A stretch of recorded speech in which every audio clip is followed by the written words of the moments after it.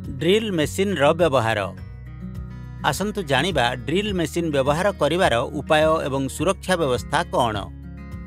चुक्ति कार्य रे आमको अनेक स्थान रे ड्रिलिंग आवश्यक। यह एक ड्रिल मेसिन, यह एक चक कह जाए एवं यह एक ड्रिल बीट। जदि आपण को ड्रिलिंग सहित हाथुड़ी करने को पड़िबो तेबे आपण को यही बटन को अन्य पार्श्व को स्थानांतर करने को पड़िबो एवं जदि आपण को केवल ड्रिल करने को पड़िबो तेबे आपण यह को यही पार्श्व को स्थानांतर करने को पड़िबो। यह एक स्विच, यह को दबाई आमे ड्रिल करू एवं जदि क्रमागत भाव में ड्रिल करने को पड़िबो तेबे आमको यह सहित यही द्वितीय बटन दबाइबा को पड़िबो।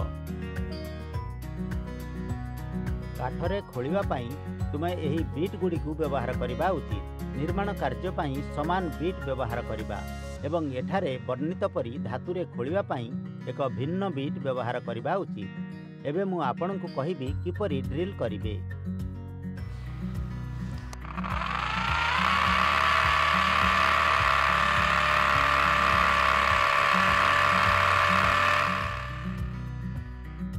ड्रिल मेसिन हेउछि एक इलेक्ट्रोनिक उपकरण जहाँ छिद्र तैयारी करिबारे व्यवहृत हुए। ड्रिल मेसिन हेउछि एक इलेक्ट्रोनिक उपकरण जहाँ छिद्र तैयारी करिबारे व्यवहृत हुए। यह विभिन्न कार्य रे व्यवहृत हुए, जेपरिकी कांथ खोलिबा, काठरे गात तैयारी करिबा किंबा अन्य जेकोसी वस्तुरे छिद्र तैयारी करिबा।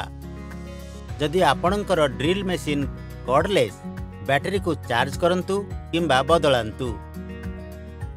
जदि कॉर्डड होइछि सठिक विद्युत संयोग करंतु एवं सॉकेट जांच करंतु। छिद्र तैयारी पाई सठिक आकार एवं ड्रिल बीट प्रकार चयन करंतु। निश्चित करंतु जे यह तीक्ष्ण एवं परिष्कार अटे। ड्रिल मेसिन को ड्रिलिंग स्थान रे रखंतु एवं यह को स्थिर करंतु। यह को धरी रखिबा पाई हैंडल व्यवहार करंतु। ड्रिल मेसिन व्यवहार करिबा समय रे सुरक्षा सावधानता अनुसरण करंतु। सुरक्षा चश्मा, हेलमेट एवं ग्लोव्स व्यवहार करंतु। तेबे आमर ड्रिल मेसिन व्यवहार करिवार सठिक उपाय कौन। प्रथमे कॉर्डलेस हेले बैटरी को चार्ज करंतु किंबा बदलांतु। यदि तारयुक्त शक्ति संयोग जांच करंतु। सठिक आकार एवं ड्रिल बीट प्रकार चयन करंतु। ड्रिल मेसिन को ड्रिलिंग स्थान रे रखंतु एवं यह को स्थिर करंतु। सुरक्षा चश्मा, हेलमेट एवं ग्लोव्स पिंधि काम करंतु। बर्छार व्यवहार सठिक भाव में एक बर्छा किपरि व्यवहार करा जाए आसंतु जानिबा। आज आमे आपण को एक बर्छा एवं सुरक्षा व्यवस्था किपरि व्यवहार करा जिवो से विषय रे कहिबु। मृत्तिका, आवर्जना किंबा अन्यान्य वस्तु को उठाइबा किंबा व्यवहार करिबा पाई किंबा एक निर्माण स्थान रे खोलिबा पाई एक बर्छा व्यवहृत हुए। एथिरे एक रिंग एवं एक ब्लेड सहित एक लंबा बाड़ी रही थाए। एक बर्छा व्यवहार करबा बेले सुरक्षा सतर्कता अनुसरण करंतु। सुरक्षा चश्मा, हेलमेट एवं ग्लोव्स व्यवहार करंतु। धूलिरु रक्षा पाइबा पाई एक धूली मास्क मध्य व्यवहार करंतु। बर्छार हैंडल को धरी भूमि रे दबाई माटी किंबा आवर्जना उठांतु, घुंचांतु किंबा खोलंतु। धीरे धीरे एवं निरापद रे काम करंतु। श्रमिक माने प्रायतः 100 ब्लेड सहित हाथ किंबा पाद काटंती, तेणु जत्नर सह काम करंतु। काम सरिबा परे बर्छा सफा करंतु। तेबे 100 व्यवहार करिवार आमर सठिक उपाय कौन। सुरक्षा व्यवस्था अनुसरण करंतु। बाड़ी रे बर्छा धरी रखंतु। जत्नर सह काम करंतु, जहा द्वारा हाथ किंबा पादरे कोनोसी काट न हुए। काम सारिबा परे बर्छा को सफा करंतु। टाइल स्थापन प्रक्रिया, टाइल भांगिबा प्रक्रिया। सठिक एवं निरापद रे एक टाइल किपरि काटिबा आसंतु शिखिबा। साधारणतः श्रमिक माने यहाकु काटिबा पाई टाइल रे एक स्केल साहाय्य रे एक सीधा रेखा आंकंती। तापरे सेही धाड़ी रे एक हीरा कटर सहित एक गभीर चिन्ह तैयारी करा जाए। शेषरे टाइल काटिबा पाई यार तले एक हीरा कटर रखा जाए एवं उपरु टाइल को दबेई दिया जाए। यहीपरि टाइल गुड़िकर बहुत अपचय हुए।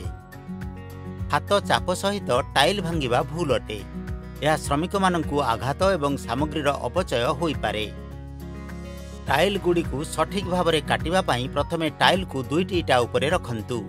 तापरे एक स्केल साहाय्य रे कटिंग साइट रे एक मार्क करंतु। वर्तमान टाइल कटिंग मेसिन सहित मार्क अनुजाई टाइल को काटंतु।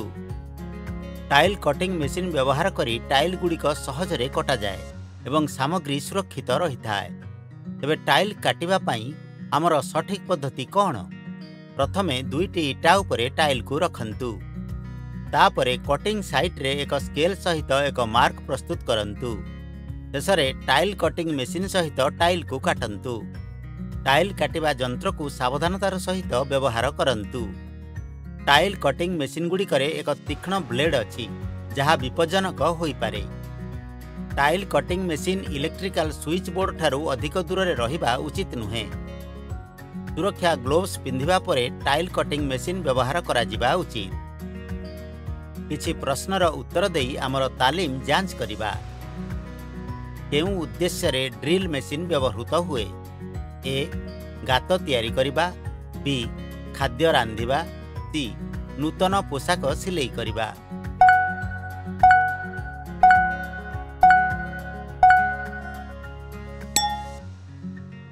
ड्रिल बीट किपरि चयन करा जाए?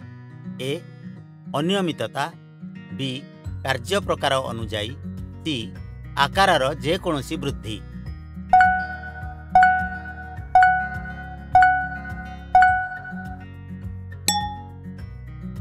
एक बर्छा कौन पाई व्यवहृत हुए? ए जल निष्कासन करिबा पाई, बी माटी अलिया किंबा अन्यान्य जिनिस उठेबा किंबा बाहर करिबा किंबा खोलिबा पाई, सी निर्माण स्थल रे चित्र आंकिबा पाई।